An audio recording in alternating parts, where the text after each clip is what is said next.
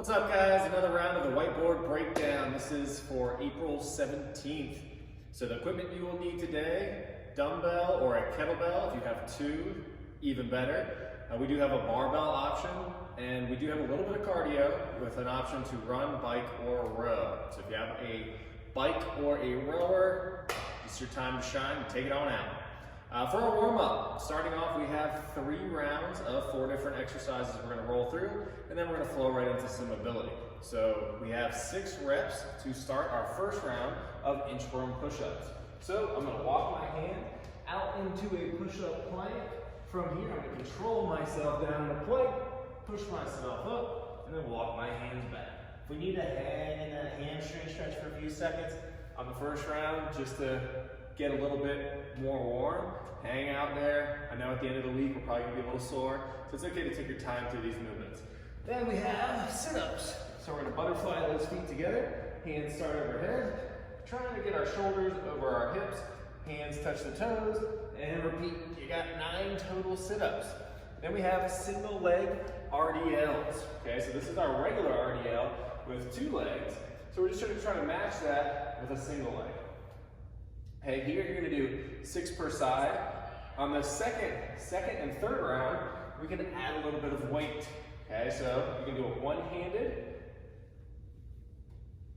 or we can grab both sides. If you have a kettlebell, you can just grab the horns of the kettlebell, and same exact motion.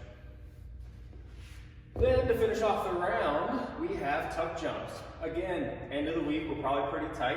If we need to do maybe squats the first round, and then the second round, maybe squat jumps, and then the third round, then getting into those tuck jumps, that's fine.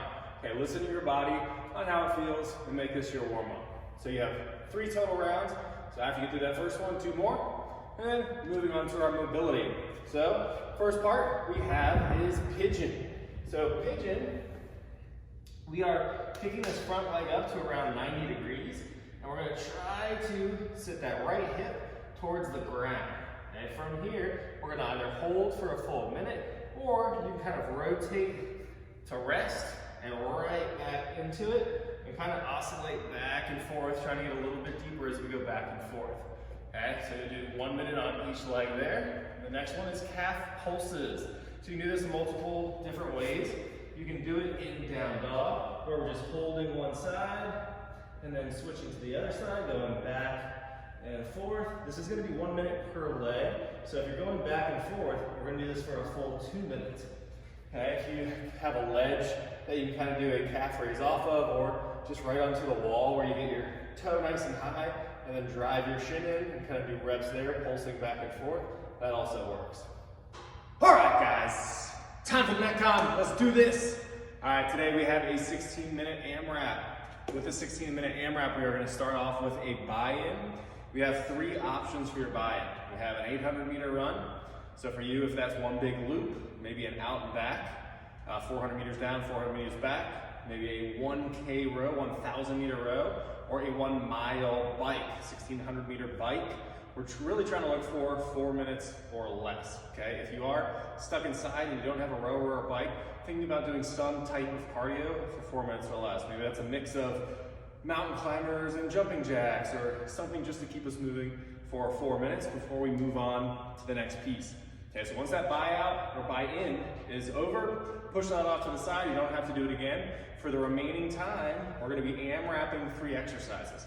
So as many rounds as we can get of 15 deadlifts, 12 hang power cleans, and 9 push jerks. Okay, I am going to explain the different versions that we have and then demo them out for us.